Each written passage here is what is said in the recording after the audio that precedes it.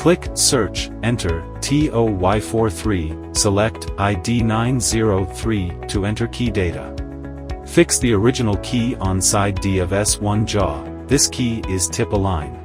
Align key tip with the second reference line of the S1 jaw, shown in the figure.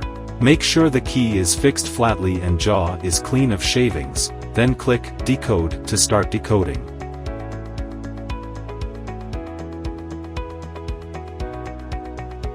After decoding is done, fix a new key blank on the side D of S1 jaw. This key is tip align.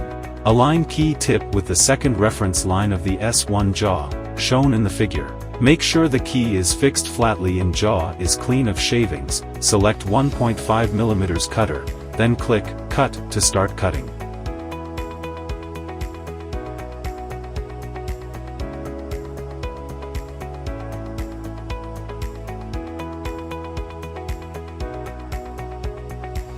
All cutting is done. Please clean the debris and test that the new keys works well.